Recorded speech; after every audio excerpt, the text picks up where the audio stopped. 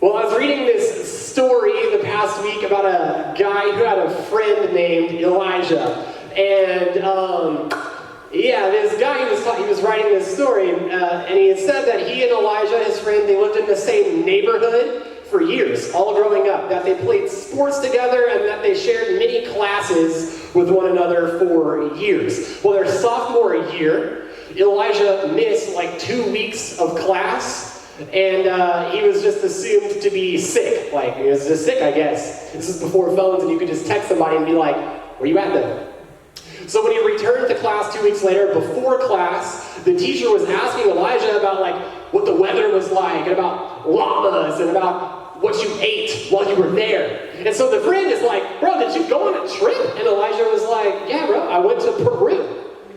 And like, as I was reading this story, I thought like, what kind of jerk family goes to Peru like their sophomore year? Like that, my family didn't take me on vacations like that, you know what I'm talking about? Like if I wanted to go see some wildlife or some jungle or something crazy, like a monkey swinging in a tree or something, my brother would just wrap up in a fuzzy towel, hang from a tree, and fling dookie at everybody, and he'd scream and be like, ah! And I'm like, well, that's as close as I'm gonna get to Peru, you know what I'm saying? But anyway, he said, no, it wasn't really a vacation, Elijah said. I didn't get to do a lot of sightseeing because I was in competition like the whole time. And so the friend was like, what kind of competition takes you to Peru? Who are you? You're right? Like you can imagine yourself and a friend is just like, what? And he said, well, it's not always in Peru. It's in different places all around the world every single year. I go every year. And it's actually an international origami competition. And and I can imagine him just being like, what? Who are you? International origami competition? Well, it turns out that this dude's friend Elijah, that he's known for years, has been like this world-renowned origami artist the whole time. And he just didn't even know. It's crazy. Imagine having a friend that has like 20 million subscribers on YouTube or something, and then you just find out about that one day, and you'd be like, Becky? What? Well, I mean, okay, I guess. Anyway, I bet there are so many people that we think we know pretty well, but we don't actually know at all. Like, think about just some of your closest friends. Think about you as a friend.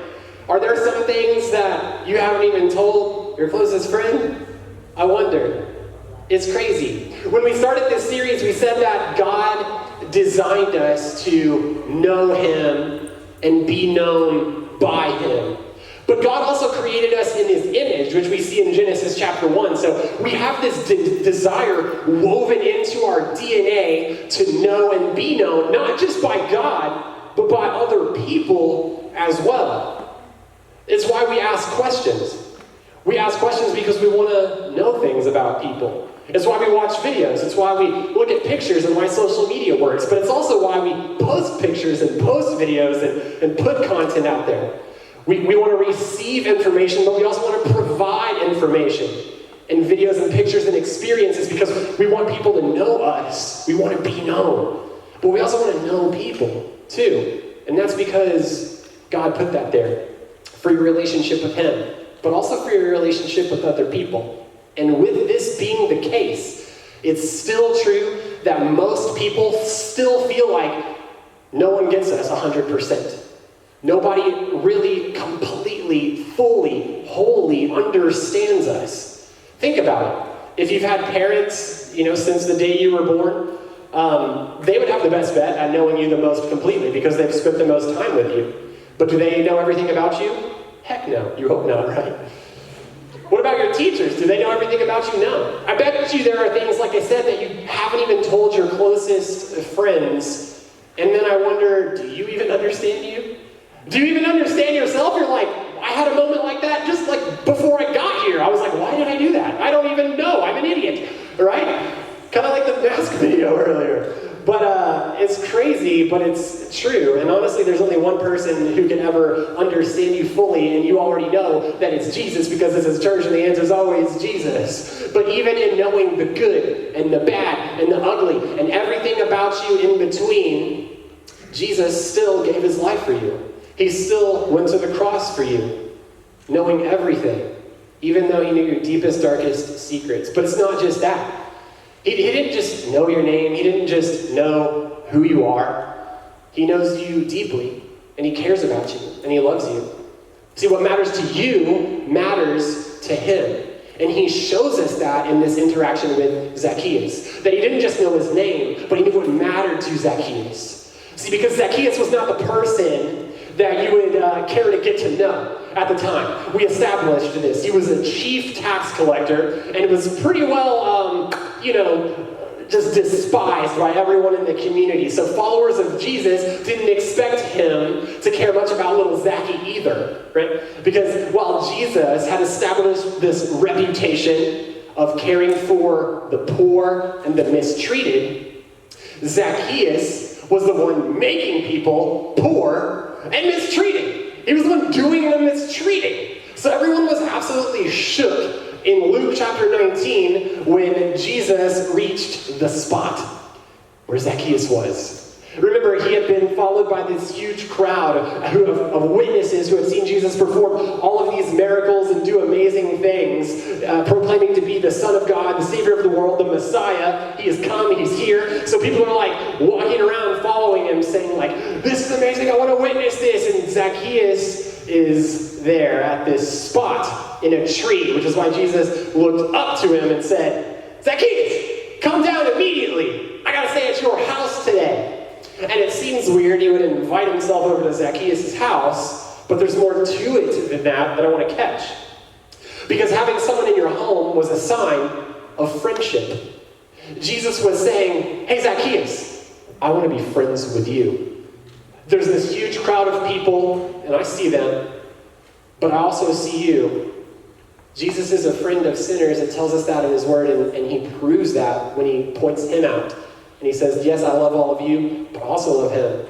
Who's that in your life? Who's the Zacchaeus? Is it you? Is it someone you know? So what happened? Zacchaeus, he came down out the tree at once. He had like this hurry about him. And he welcomed Jesus gladly. Zacchaeus was so excited because when no one else got him, when no one else wanted to be his friend, when no one else wanted to come over to his house, Jesus did. Maybe he was the only one. Maybe he was the only one. And Jesus knew that too. He didn't just know his name, he knew Zacchaeus had a longing, a deep desire for friendship. Jesus knew him, but he wanted to be known by him also. Jesus cared about what Zacchaeus cared about. He cared about friendship and a deeper personal connection. Personal connection. And because of that, you sitting in this room tonight can know that Jesus cares about what you care about too. He showed us that through this exchange with Zacchaeus, that Jesus isn't some distant God in the sky who is uninterested about what's going on in your life. He's right here. He's close. He's involved. He knows you. He cares about you, and he loves you. And it's personal. It's personal. He knows the deepest longings of your heart. And what are those? Is it for acceptance? Is it just to be included? Right? Is it for approval? Is it just maybe for validation that what you're doing is right? That you're okay in somebody's eyes? Maybe a parent or a step-parent or some people at school? Maybe it's when you feel like a failure and you feel like you don't fit in at all, and that no one loves you, and that no one understands what you're going through and what you're feeling at all. Do you just need someone to know that, to care, for it to matter to someone, anyone, like it matters to you? Because yeah, that's Jesus. But I believe he also put people in your life that can help with that as well. But you gotta let them. The thing about Jesus is he's not just interested in those things. He's also interested in the things that you wouldn't expect, like your allergy to peanuts, your interest in fashion, basketball, music, how much you love Call of Duty or something like that. Right? The fact that you say especially. It's not especially, it's especially. It's an S. Stop it. You people who say Pacific and library. Jesus loves y'all, man. He loves y'all so much, y'all little Zacchaeuses.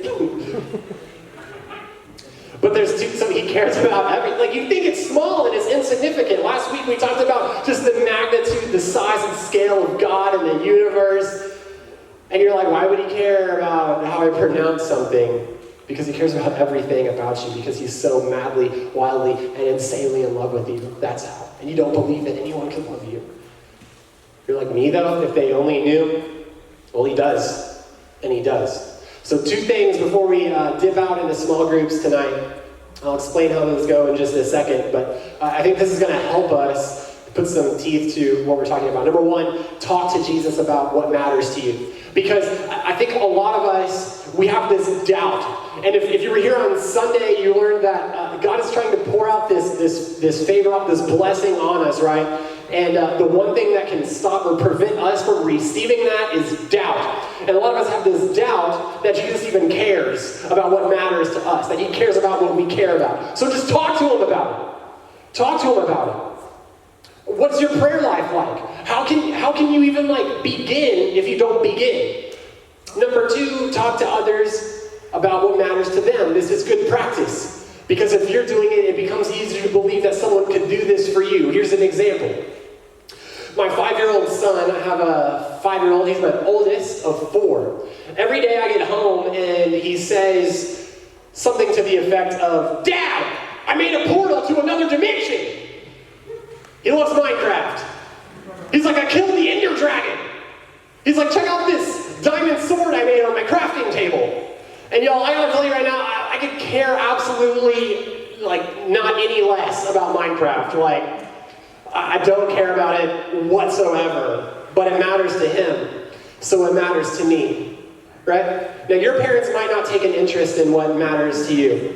Maybe your parents don't get TikTok, right? They don't understand your fashion choices. They're like, "Why though? Kids today, I just don't understand it. Look at pictures of you from the 80s, Mom!" I'm just kidding, okay, but I'm serious. I'm serious. They don't understand how you spend your money. They're like, "Why did you buy that?" Okay. But I wonder this, have you taken an interest in them? You know what? I was growing up in school, and this question of what does your mom do? What does your dad do for work? And they'd be like, "I don't know. He works at Dell."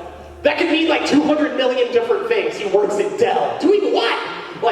You really don't know. What do your parents do? Who do you live with? Step parents? Foster parents? What do they do? Have you taken an interest? Have you taken the time to even get to know them and to ask them what they're passionate about? Why they do what they do? Do they love it? Tell me the intricacies of your job, your roles and responsibilities. Are you in charge of people? Do you hire and fire? I want to know. Tell me. When was the last time you ever did something like that? Because it would be crazy for them to sit there and be like, "Oh, well, let me tell you all about it, pumpkin. In fact, I'll buy you ice cream and I'll talk to you." I know, right? You're like, "Well, thanks, Father." If your dad's name was Abraham, never mind. Okay. But seriously, not just with your parents, you got friends too. Some of y'all play games with people online, and it's you don't know anything about them. You've been playing for years. Just ask them something about themselves, right? Why does Miss Jones coach track at your school? Why does she just love track so much? Why does a 1st grade teacher do that? I've always wondered. What made your teacher love algebra so much? I had a teacher who was just "Oh, me and my husband, we just do math problems at night together when we're alone. We just do it for fun." I was like, "What?" Whoa! I want to know about that. That's crazy. But this isn't just coming from me, it's coming from Paul, one of the greatest Christians of all time, if not the. In his letter to the Philippians, chapter 2, verse 3, in humility, Jesus was a humble servant, not this tyrannical leader. In humility, value others above yourselves, not looking to your own interests, which is a fight, right? Because we're selfish, but to the interests of others. Be interested in what other people are interested in. Because you're made in God's image, and God is interested in what you're interested in. Be like Jesus. Imagine if we all did this, right? It's the difference between knowing about people and really knowing people. It's what we're made for. It's personal.